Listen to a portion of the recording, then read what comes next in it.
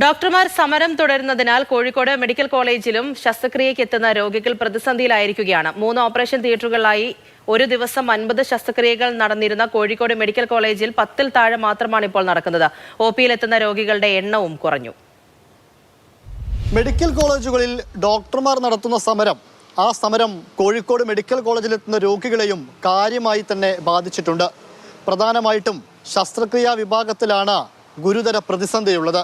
അതായത് അടിയന്തരമല്ലാത്ത ചികിത്സയ്ക്കും അതുപോലെ തന്നെ ശസ്ത്രക്രിയക്കുമൊക്കെ മെഡിക്കൽ കോളേജിൽ എത്തുന്നവർക്ക് അത് വീണ്ടും തീയതി നിരന്തരമായി മാറ്റി നൽകുന്നു എന്നാണ് രോഗികളിൽ നിന്ന് പ്രധാനമായും ഉയരുന്ന പരാതികളിലൊന്ന്. സാധാരണഗതിയിൽ ഒരു ദിവസം ശരാശരി 50 ശസ്ത്രക്രിയകളെങ്കിലും കോഴിക്കോട് മെഡിക്കൽ കോളേജിൽ നടന്നു വന്നിരുന്നതാണ്.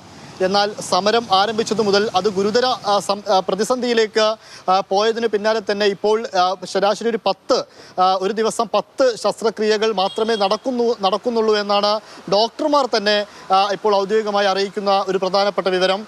അതിൽ തന്നെ ഈ ക്യാൻസർ സംബന്ധമായി എത്തുന്ന രോഗികൾക്ക് വേണ്ട അത്യാവശ്യ ശസ്ത്രക്രിയകൾ മാത്രമാണ് ഇപ്പോൾ ചെയ്തു വരുന്നത്. അല്ലാതെ എത്തുന്ന രോഗികൾക്കൊക്കെ അത് നിരന്തരമായി മറ്റൊരു തീയതിയിലേക്ക് മാറ്റുകയോ അതല്ലെങ്കിൽ രാവിലെ ഒ പിയിലെത്തി ഡോക്ടർമാർ നിർദ്ദേശിക്കുന്ന ശസ്ത്രക്രിയ നിർദ്ദേശിക്കുമ്പോൾ അത് എന്ന് ചോദിക്കുമ്പോൾ അത് എന്ന് കൃത്യമായി പറയാൻ ഇവരെ പരിശോധിക്കുന്ന PG ഡോക്ടർമാർക്കും കഴിയാത്ത ഒരു സ്ഥിതിവിശേഷം കോഴിക്കോട് മെഡിക്കൽ കോളേജിൽ അടക്കമുണ്ട്. സ്ഥിരമായി 4000-ലധികം രോഗികളാണ് OPയിൽ തന്നെ കോഴിക്കോട് മെഡിക്കൽ കോളേജിൽ എത്തിയിരുന്ന രോഗികളുടെ എണ്ണം. അത് കഴിഞ്ഞ കുറേ ദിവസങ്ങളായി 1800-നും 2000-നും ഇടക്ക് രോഗികൾ മാത്രമാണ് കോഴിക്കോട് മെഡിക്കൽ കോളേജിൽ ഇപ്പോൾ OPയിൽ എത്തുന്നത്. അവരെ തന്നെ പരിശോധിക്കുന്നത് ഇപ്പോൾ PG ഡോക്ടർമാരാണ്.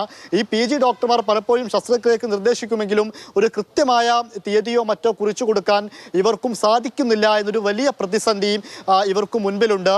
അതോടൊപ്പം ചില ഡോക്ടർമാരെ മാത്രം കാണാൻ, അതായത് പ്രത്യേകിച്ചും നെഫ്രോളജി വിഭാഗത്തിലൊക്കെ ചില ഡോക്ടർമാരെ പ്രതീക്ഷിച്ച് രോഗികൾ എത്തുമ്പോൾ അവരുടെ സേവനവും ലഭിക്കാതെ രോഗികൾക്ക് മടങ്ങേണ്ട അവസ്ഥയും കോഴിക്കോട് മെഡിക്കൽ കോളേജിൽ നിലനിൽക്കുന്നുണ്ട്.